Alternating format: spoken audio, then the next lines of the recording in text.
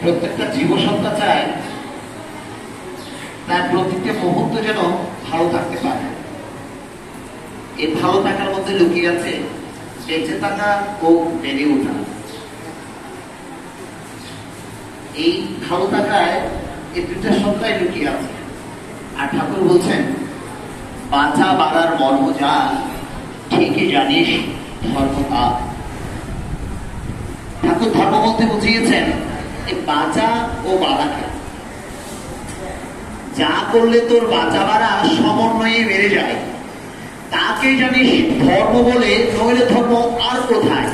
এখন আমরা ধর্ম বলতে যা বুঝেছি বা বর্তমানে আমরা যা বুঝছি, দেখুন আমরা কোনো দেবালয়ে গেলে দেব আছেন অনেক উপরে, আর প্রদীপটা জ্বালাচ্ছি প্রায় 20 থেকে 30 ফুট দূরে একটা মোমবাতি জ্বালাচ্ছি, আর মনে করছি ওটাতেই ধর্ম। দেখুন আপনার এই দিনের আলোয় এখানে একটা মোমবাতি জ্বালালে ঠাকুরের এখন কি হবে, কোন আলোয় আলোকিত হয়ে যাবে মোমবাতির আলো, যেখানে সূর্যের আলোটাই আছে বর্তমানে। তাহলে আমি মোমবাতি জ্বালালে যে ধর্ম তা নয়। ঠাকুর বলছেন যা বললে তো বাঁচা বাড়া সমন্বয়ে বেড়ে যায়। দেখুন শুধু বেঁচে থাকার কথা ঠাকুর বলেননি, বাঁচতেও হবে, সঙ্গে বাড়তেও হবে। তাকে যদি ধর্ম বলে, নইলে ধর্ম আর কোথায়। আমাদের এখন সর্বোচ্চ চেষ্টা হচ্ছে বেঁচে থাকা ও বেড়ে ওঠা। শুধু বেঁচে থাকলে হবে না, সমন্বয়ের কথা বলছেন তিনি।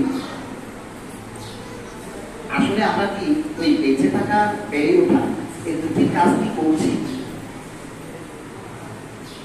আমরা বেঁচে থাকবো কিভাবে? আমরা বেঁচে থাকবো তাকে ধরে, তার পথে চলে। আমরা কি তাকে ধরে আছি? তাকে ধরেছি ঠিকই, কিন্তু তার পথে চলছি? যদি তার পথে না চলি, তাহলে আমাদের কি বেঁচে থাকা হবে, বেড়ে ওঠা হবে? কিছু না। আমার একটা সেলফোন, মোবাইল ফোন, আমি যতক্ষণ পর্যন্ত তার সাথে অর্থাৎ চার্জের সাথে, পাওয়ারের সাথে যুক্ত থাকে, ততক্ষণ আমার সেই সেলফোনটি সক্রিয়, বেঁচে আছে। যদি সেলফোনটি মারা যায়, অর্থাৎ বন্ধ হয়ে যায়, চার্জ না থাকে, তাহলে আমি ওই সেলফোন আমার কাছে নিষ্ক্রিয় একটা জড় পদার্থ ছাড়া আর কিছুই নেই। তথাপি একটা জড় পদার্থ আমি মানছি, কিন্তু এরপরও এটাকে আর ব্যবহার করা যাবে না, কথা বলা যাবে না। চার্জ দিতে হবে, তার সাথে যুক্ত রাখতে হবে।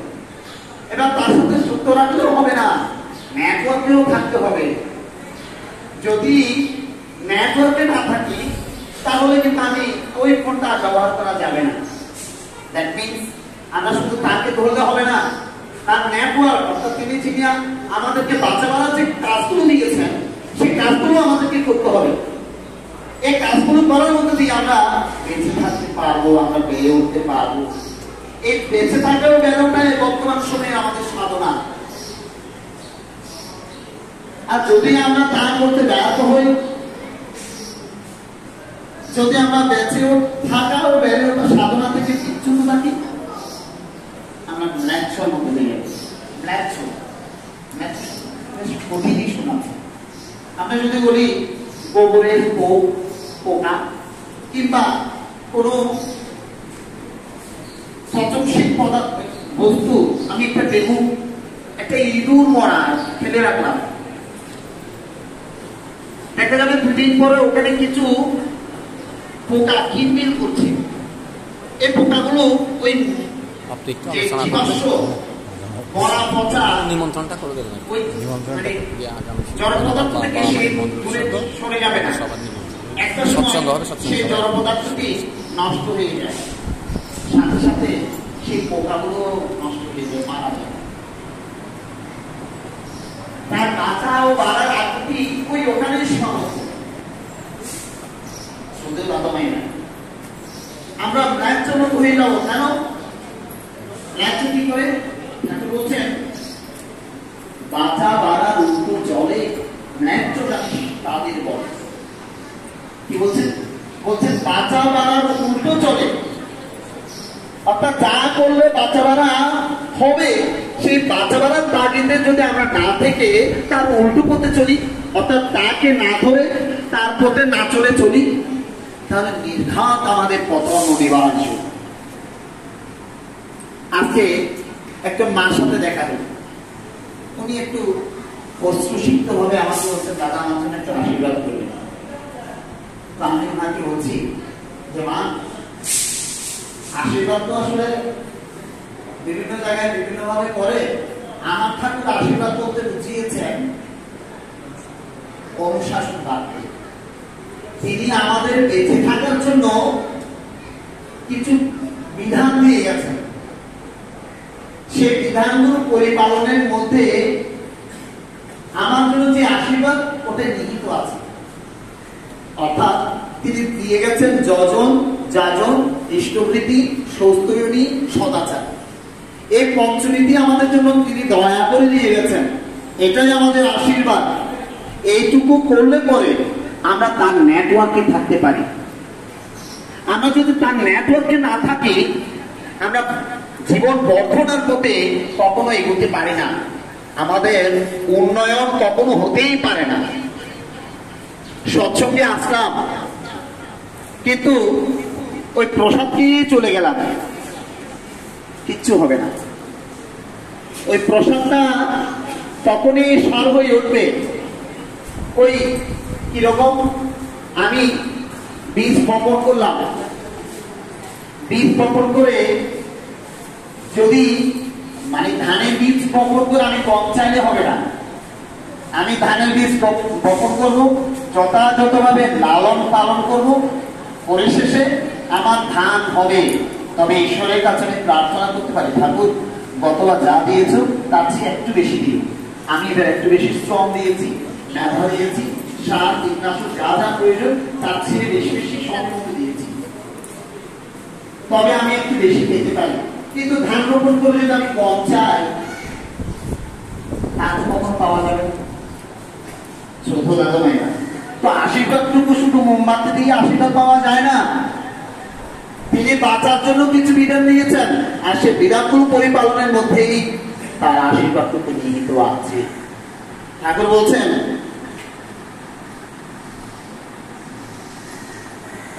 বাঁচতে হলে বাঁচার বিধান মেনে তোমায় চলতেই হবে, নইলে বাঁচন নয় আর নেহাত জাহান্নামে যাবে। কি বলছেন?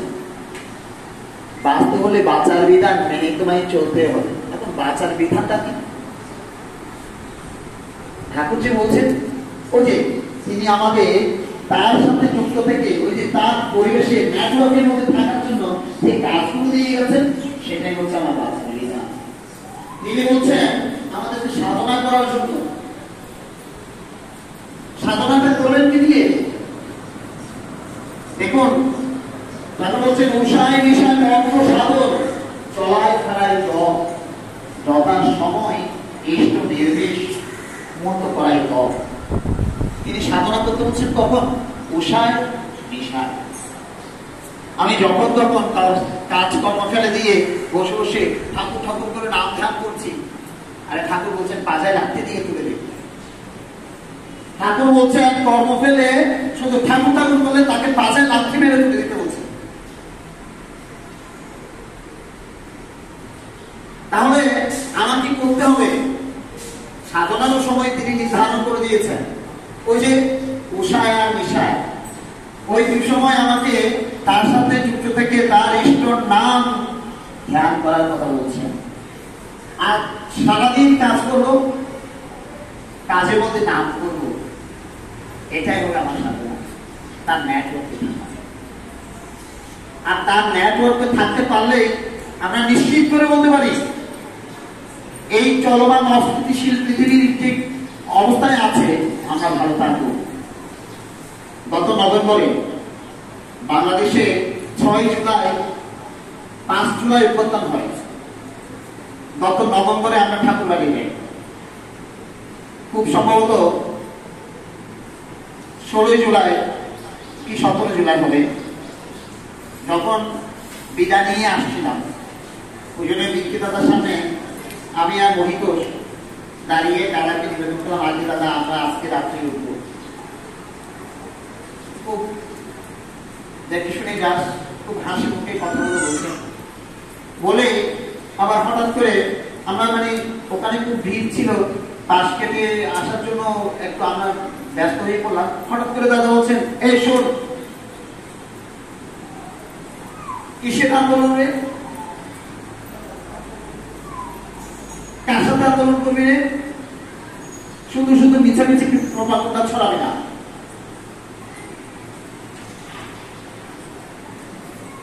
যারা ঠাকুরকে ধরে ঠাকুরকে নিয়ে চলতে পারছে না, তারা কখনো ভালো থাকতে পারবে না। দেখ, যারা ঠাকুরকে নিয়ে ঠিক ঠিক চলছে, তাদের কোনো ক্ষতি হয়েছে কিনা একটু দেখতো, তারা সবাই ভালো আছে। আর বলছেন যে তাকে এখনো যারা ধরেনি, তাদের জানগামে মারও যাবে।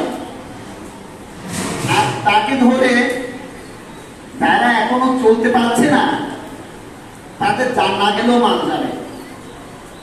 ঠিক ঠিক মতো কর, সবাইকে বলিস ঠাকুরকে ধরে চলতে, দেখবি সবাই ভালো থাকবে।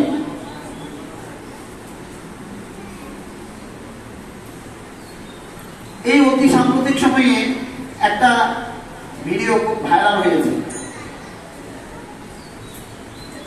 যে জগন্নাথপুরীর ধ্বজা ঈগল তার পায়ের সাথে পেঁচিয়ে উড়িয়ে নিয়ে যাচ্ছে। আপনারা সবাই সোশ্যাল মিডিয়ার সাথে যুক্ত, আশা করি কম বেশি সবাই জানেন। এই উড়িয়ে নিয়ে যাওয়ার সম্পর্কে ভবিষ্যমালিকা নামে এক গ্রন্থে স্বামী অচ্যুতানন্দ প্রায় 700 বছর পূর্বে তিনি এই কথাটা লিখে গেছেন। বইটার নাম হচ্ছে ভবিষ্যমালিকা। সেই গ্রন্থে লিখেছেন যে যেদিন পুরীর ধ্বজা, ধ্বজা মানে পতাকা, পুরীর ধ্বজা এভাবে ঈগলে নিয়ে যাবে, তখন থেকে ভারতবর্ষে একটি অশুভ সংকেত, অশুভ কিছু ঘটতে পারে। এটা ভবিষ্যমালিকা গ্রন্থে স্বামী অচ্যুতানন্দ 700 বছর আগে, 600 থেকে 700 বছর আগে লিখে গেছেন। তার কথাগুলো বর্তমান সময়ে ঘটে যাচ্ছে, মানে ভবিষ্যতের জন্য তিনি তখন যে মন্তব্যগুলো করেছেন, এখন একটা একটা একটা একটা ঘটে যাচ্ছে। তার কথা যদি সত্যই হয়ে থাকে, তিনি আরো একটি সত্য কথা লিখে গেছেন। তিনি লিখেছেন, এই কলিযুগে অনুকূল নামে একজন অবতার অবতীর্ণ হবেন। তার ভবিষ্যবাণীটাই লেখা আছে, এই কলিযুগে অনুকূল নামে একজন অবতার অবতীর্ণ হবেন, সৎসঙ্গ হবে তার প্রতিষ্ঠান। অসংখ্য দেশ বিদেশি এসে সেই সৎসঙ্গে স্থান পাবে। যারা সেই ঠাকুরকে নিয়ে চলবে, তাদের অকল্যাণ হবেই না। এটা আমার কথা নয়, এটা 700 বছর আগে অচ্যুতানন্দ লেখা ভবিষ্যমালিকার একটি সত্যর লেখা। সত্য দাদা,